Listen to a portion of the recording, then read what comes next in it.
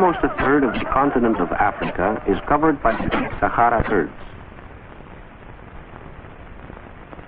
Part of the Sahara is sandy, but here in the north, near the Atlas Mountains in Morocco, the soil is stony. The climate is very hot and dry. Only little rain ever falls, usually in the spring and autumn. For hundreds of years, this border region has been used as grazing land by the Berbers and Arabs who live in the Sahara. Our camp belongs to 5 families who are members of the same tribe. We earn our living by raising and selling camels. We need a fire in the early morning, for though the days are hot, the nights are cold.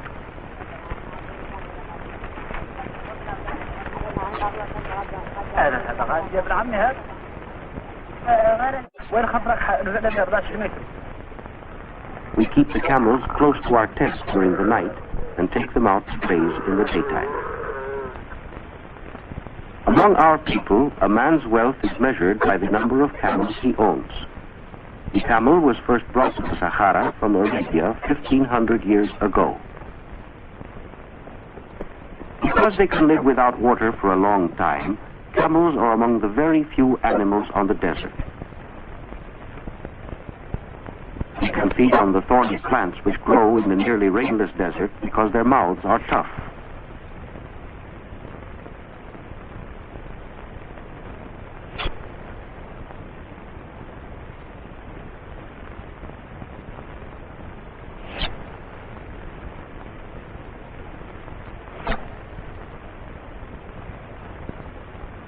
In addition to our herds of camels, we also have a few goats which supply us with milk and meat, and whose skin and hair we use and sell.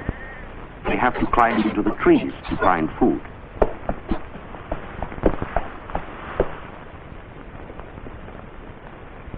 The animals must be watched to prevent them from straying off and getting lost. The milk we drink comes from camels as well as from goats.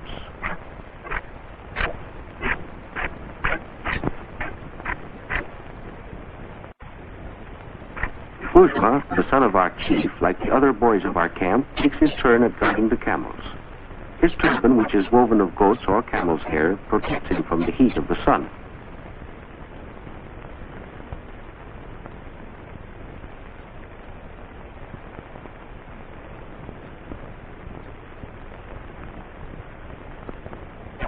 For lunch, Bujma has a bowl of camel's milk. He also eats some fresh dates which grow at a few places in the desert where there is enough water.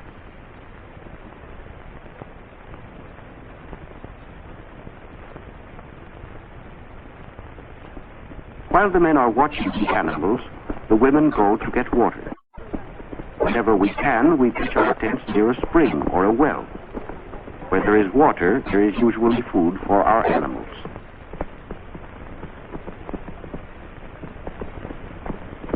Water is scarce in the desert. Our water supply comes from widely scattered pools. When it rains in the mountains to the north, some of the water seeps for many miles underneath the surface of the desert. Often it collects in pools, but sometimes we have to dig for it.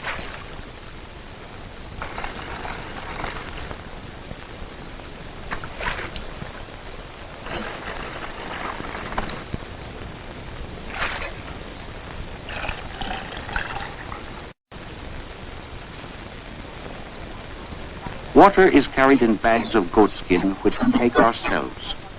We use goatskins instead of pottery jars because they are easy to load and won't break when carried on the backs of our animals.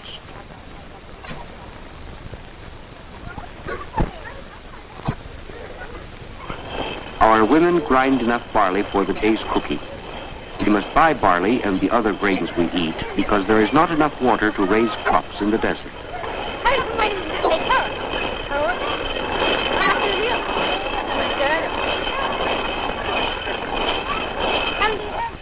The water skins are hung on wooden racks to make pouring easier.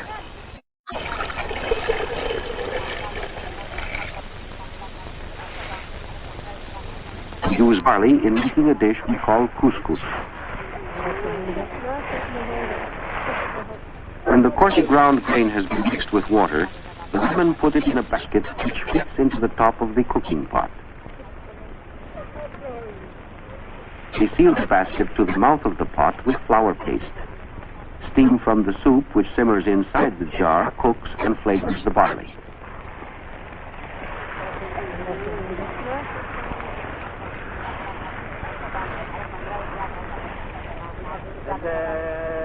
Five times a day we bow in prayer, always facing in the direction of our holy city, Mecca. We are Mohammedans and believe in one God, for whom our name is Allah.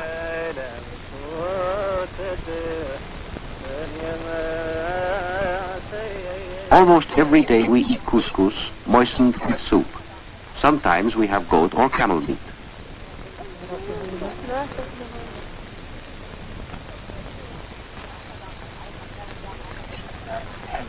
Water is scarce, so we use it carefully in washing.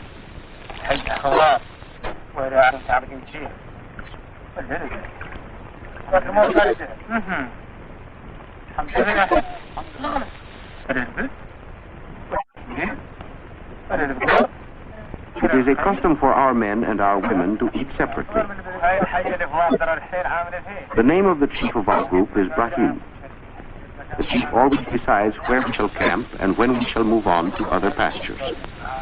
Tonight we are told that we must break camp in the morning to look for new feeding grounds.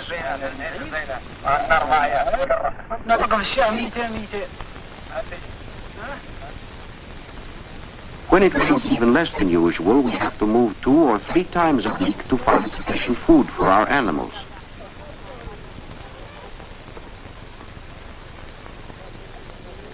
Many of our things are carried in bags made of fine leather. Since we move so often, everyone knows just what to do. It is easy to pack because our only possessions are those which we simply cannot live without. In the cases, there is a special place for each piece of equipment. If the equipment were not protected, it might break when carried on camelback.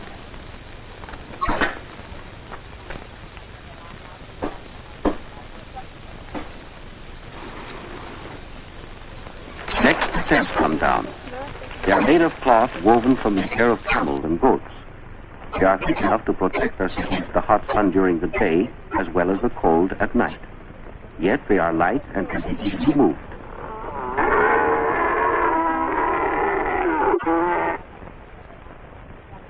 A fat camel can carry 500 pounds or more.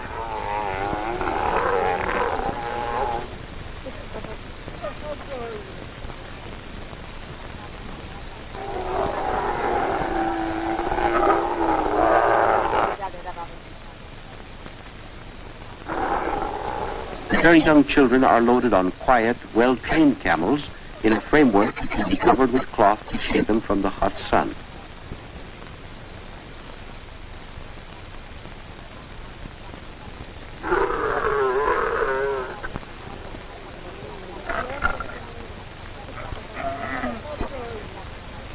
Within 3 hours, we nomads can pack everything we own and be on our way across the desert.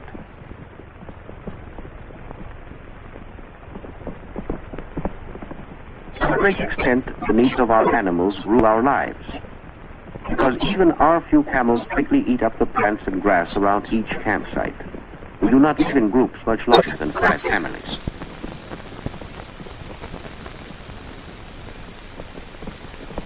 In very dry years, our camels cannot find enough to eat and they die of hunger.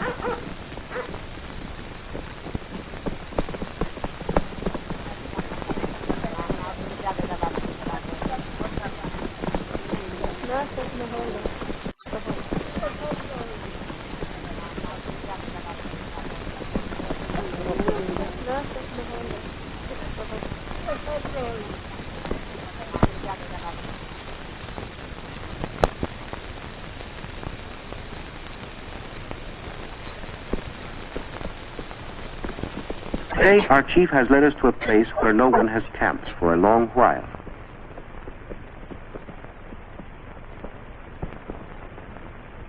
Always, as soon as we reach a new camping place, we unpack our possessions, set up the tents, and go to get water.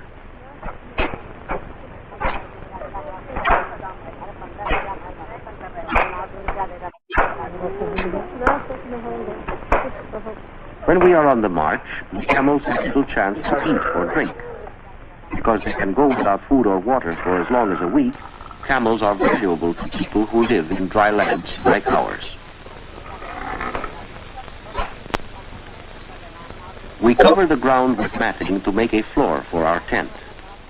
We will sleep on rugs of goats or camel's hair laid over the matting.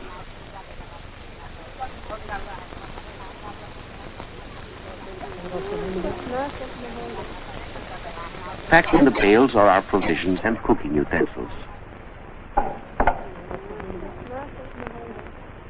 As soon as we make it, the women bake barley bread. They place the dough between hot stones.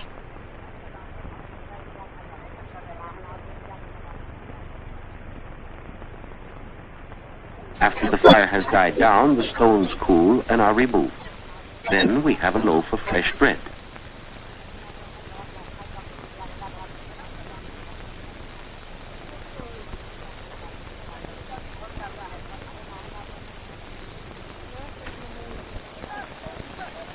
Our children cannot go to school because we are always moving from place to place.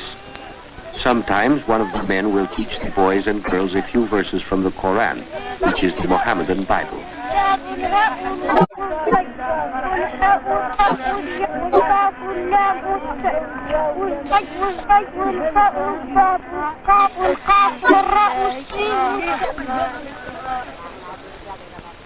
Tonight, after our camels have been tied up, the men gather in the tent of our chief, Brahim.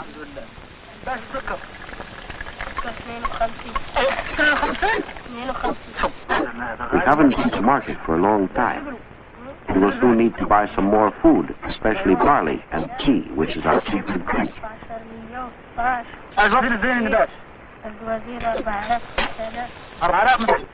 The chief decides that a group of us should go to the city and sell some camels.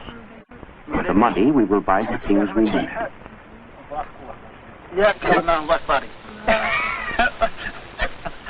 Uzma will be allowed to go with us. The trip will take at least 2 days, so we start early in the morning.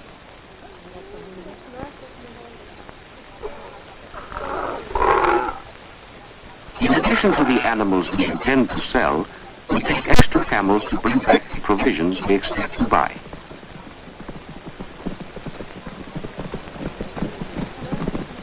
Camels are raised only in the desert, but they are much in demand in the regions north of the Sahara. There they are used as work animals, though their meat is also eaten. Many camels live and work for 20 years.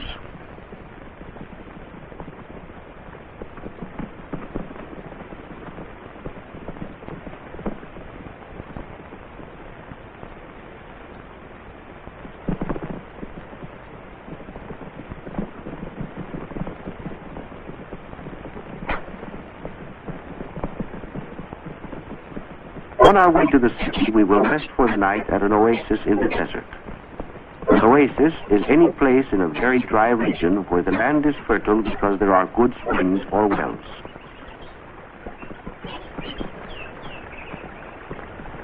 The smell of palm trees is always welcome, for they are a sign that water is nearby.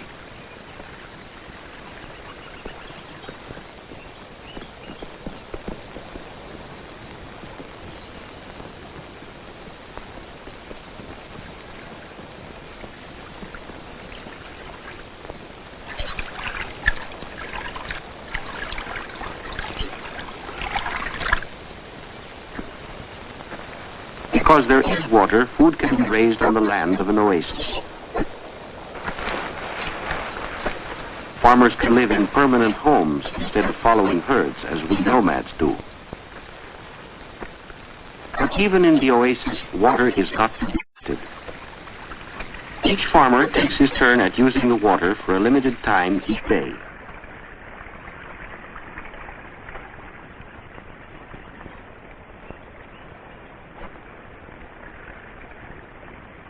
As his turn comes, he opens the irrigation ditch into his own fields. We measure the time allowed to each farmer by using a small bowl with a hole in the bottom.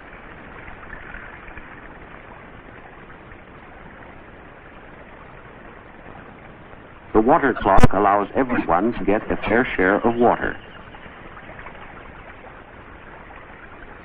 When the time is up, the bowl sinks.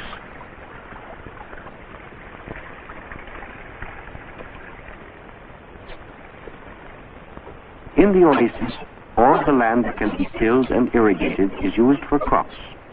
Houses are never built on fertile ground. Even the soil between the date palms is planted with barley or maize or vegetables. The palms themselves produce big clusters of dates. Because our ancestors once protected the oasis from robbers, we nomads, by an ancient custom, are entitled to all the dates that the growers are unable to sell.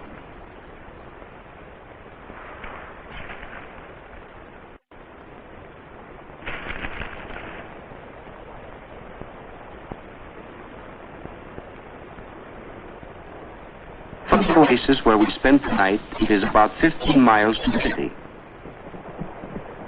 With an early start, we can reach the city in time for the market, which is held each Saturday and Sunday.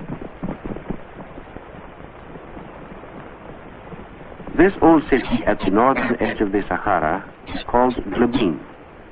In ancient times, it was a crossroad for traders from Morocco on their way south. Today, Klemim still attracts nomads from great distances, for it is the most important camel market in Morocco.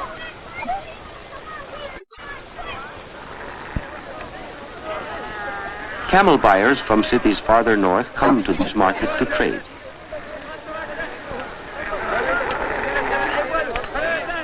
Inspecting a camel's teeth helps to tell how old it is.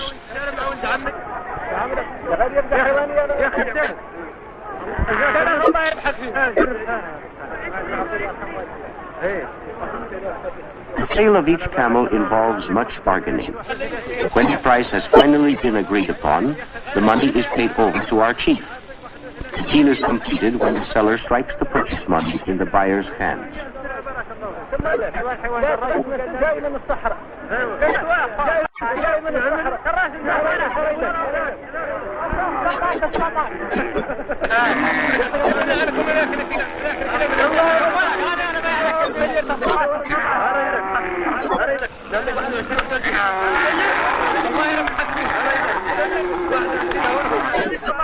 Because the man who has bought our camels is anxious to sell them as quickly as possible, he will take them to northern Morocco by motor truck.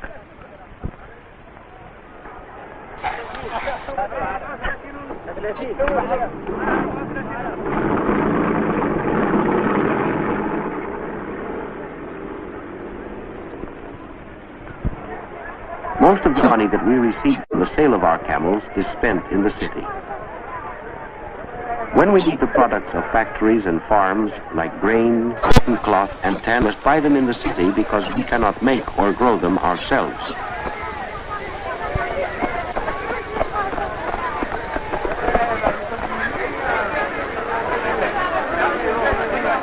Rahim and Bourgeois inspect the various kinds of tea for sale. Tea comes to the desert markets from China and other faraway lands.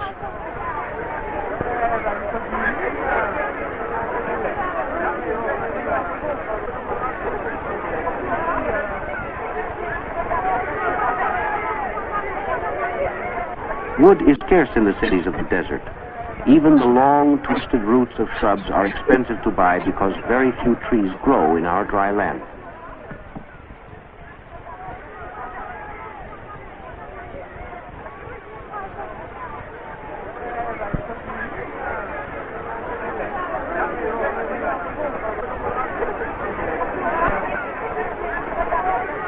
The barley sold in the grain market is grown on oases or on farms farther north of where we live.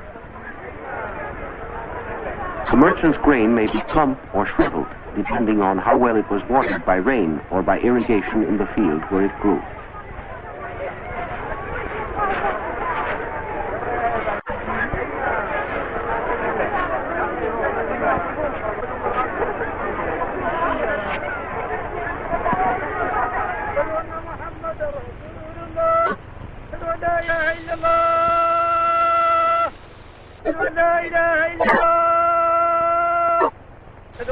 From the mosques of the city, faithful Mohammedans are called to prayer 5 times a day by a man we call a muezzin.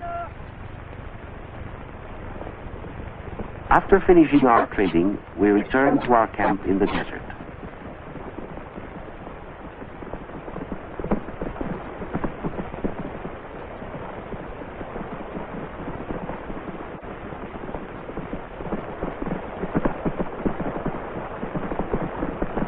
It is a rare man among us who would change places with the traders of the city or the farmers of the oasis, tied down to shops or to soil. Searching for food, and we nomads wander with our animals through the Sahara Desert, which is our home.